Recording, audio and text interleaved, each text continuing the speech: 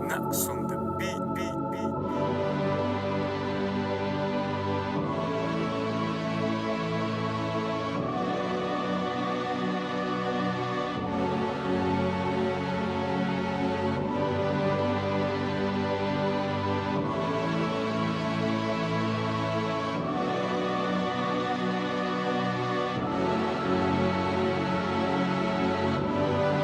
Welcome to the 7th annual WIRE Legends and Leaders Breakfast, and thank you all for making time to be with us this morning. We are promising you a great time. Before I tell you a bit about WIRE and who WIRE is, let me go back where we began this story, where we began this journey.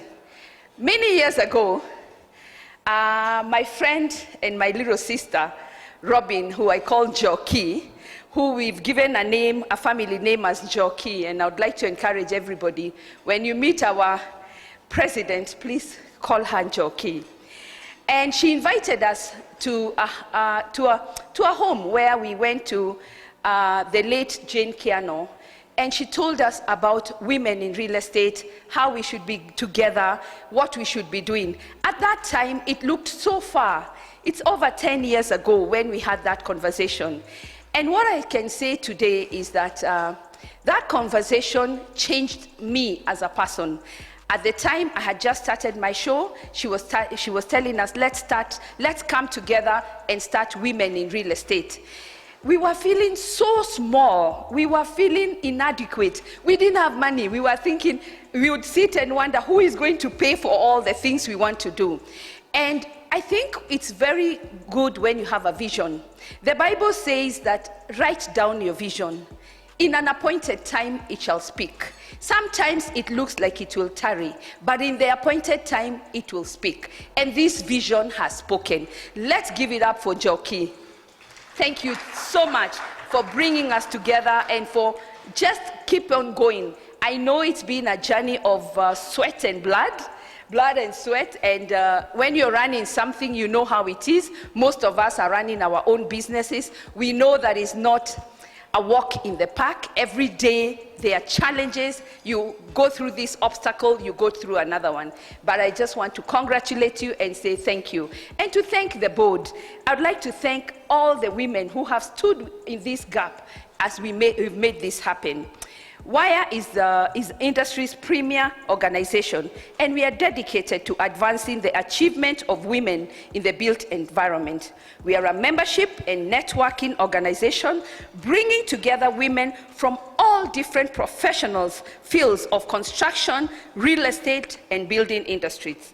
Our network influences the success of the built industry by focusing on fulfilling our key pillars, which are business development, leadership development, industry research, career outreach.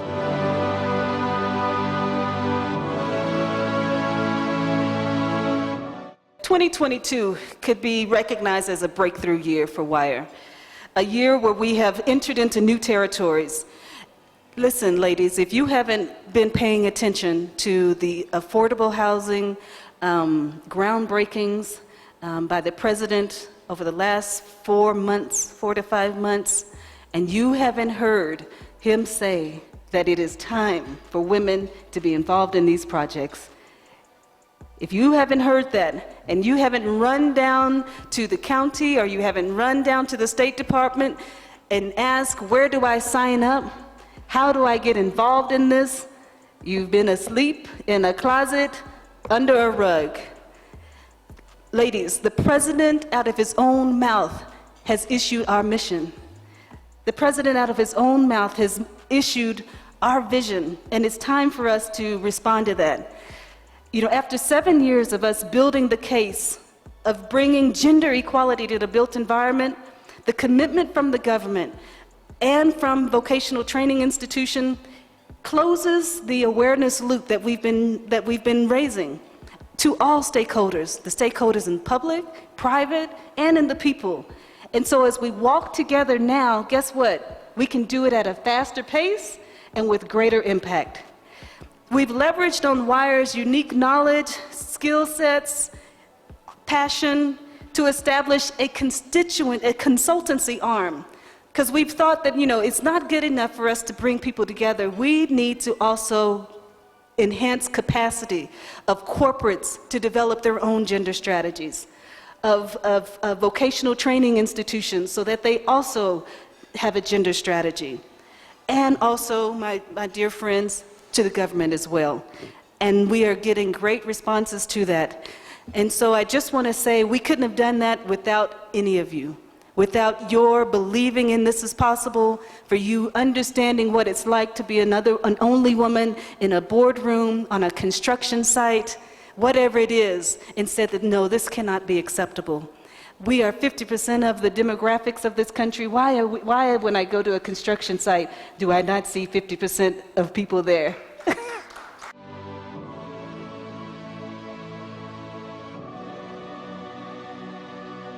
I never understand how we are 52% of the population, but our percentages everywhere are below 5%.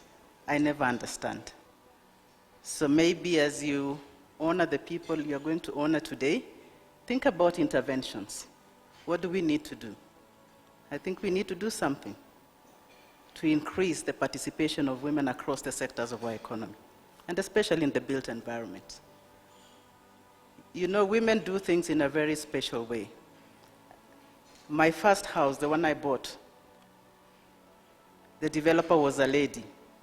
And it's very different from many apartments in Nairobi, because women think about the person who's going to live in that house. They want to make money, yes, but they always think, if I lived here, what would I want to be in this house? Would I want a tiny kitchen? Would I want a cramped bedroom? What would I want?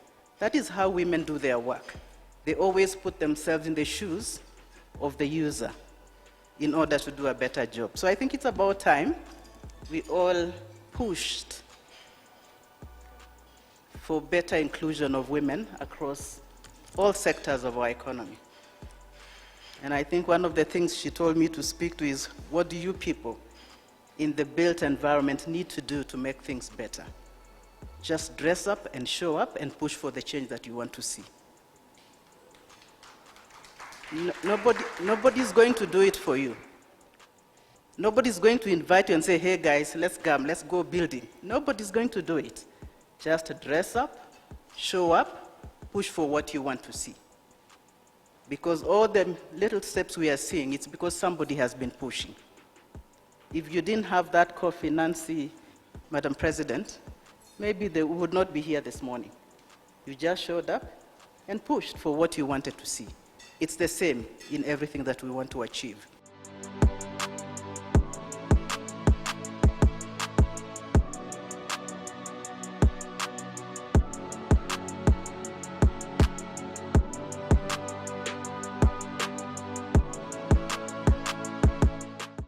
And the winner is architect Marilyn Musimi, building information modeling in conferences and seminars, and is currently doing her PhD. And the winner is architect Susan Kabwe Gitahi.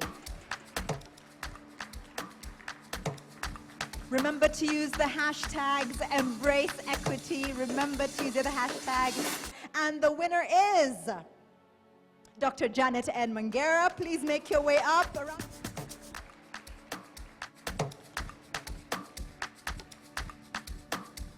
The winner is Eunice Tirakwa, Talanda, East Africa, from the ground up, as she's made great strides working on new property development.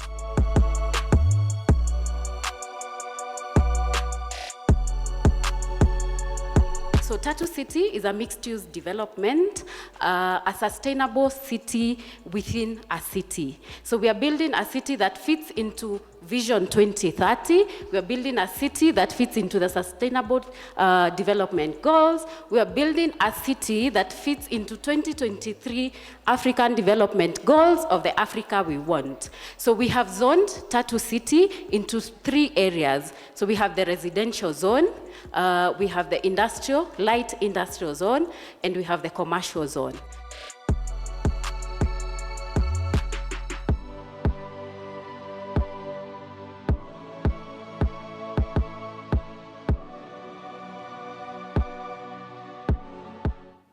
I am delighted to join you during this important occasion as you mark the 7th annual Wire Legends and Leaders Awards. Indeed, I take the earliest opportunity to thank the leadership of Wire for their consistency in organizing these special events to recognize the work of women in the construction and real estate industry. I am grateful for the opportunity to interact and deliberate with you, even as we seek to strengthen our partnerships in the construction industry. Affordable housing is an integral part of the Kenya Kwanza government in its endeavor to realize adequate, decent, and affordable housing for Kenyans. And women are key stakeholders in the journey. The government, through the State Department for Housing and Urban Development, has committed to deliver 200,000 affordable housing units annually to bridge the housing deficits in the country. Congratulations to all women receiving awards today for their exemplary contributions to the real estate and construction industry.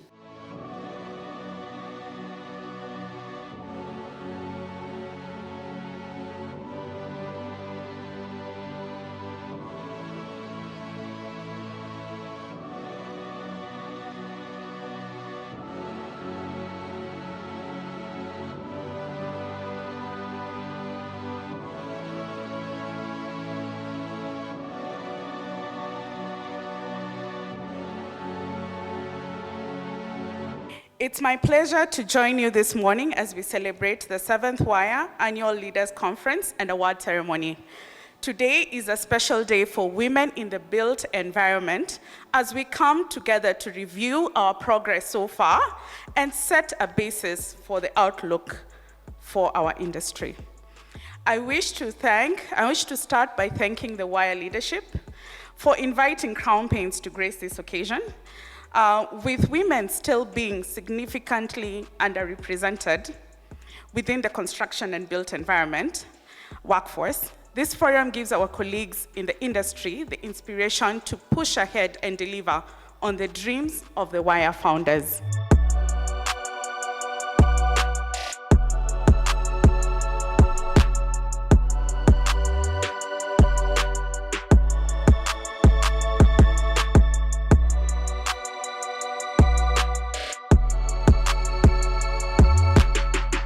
So many systems in the construction, renewable energy, and in the built environment space are not really permissive to the life cycle of a woman. So you find when natural occurrences occur, it locks you out from opportunities. And I find that a bit unfair because then you're penalized because you cannot account for the time when you are away raising a child or taking care of your sick mother. I'll just borrow a bit from what my fellow panelists have mentioned. And my question to all of us would be, do you think that whatever innovation and technology that we have currently, is it unisex? That is a question that we should be asking ourselves. Why did I start Toolkit? Because I didn't train in the real estate area. I'm a lawyer. So there's a newspaper that last year called me the Harvard lawyer who trains welders. I worked with the UN Refugee Agency for 15 years, globally. One of the things that was always very painful for me as an African was to fly into Zimbabwe, Darfur, Liberia, everywhere, and find all these young, able-bodied men and women wasting their years of personal development because nobody was training them, nobody was skilling them, nothing.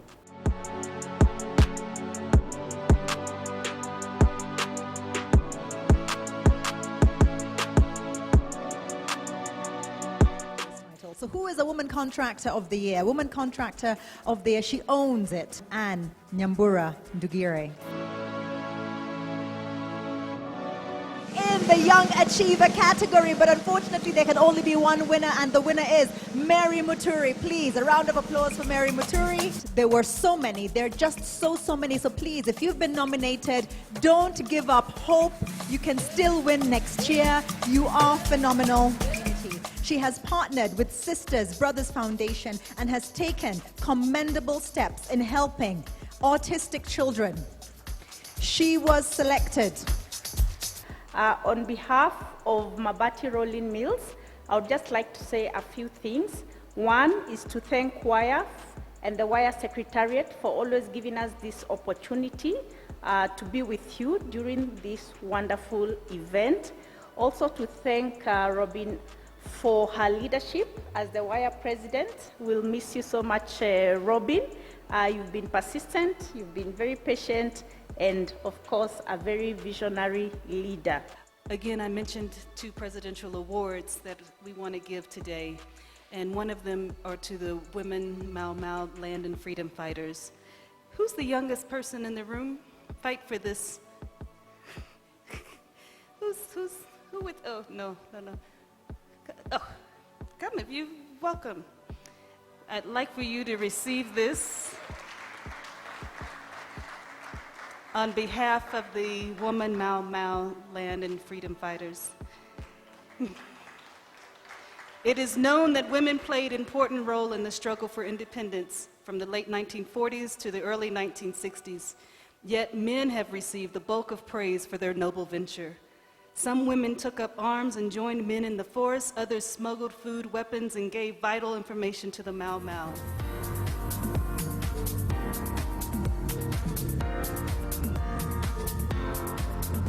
It's been an honor to be a part of this wonderful legends and leaders. And on behalf of the WIRE Secretariat, the WIRE Board, and the WIRE founders, I would like to extend my heartfelt gratitude, or our heartfelt gratitude, to all.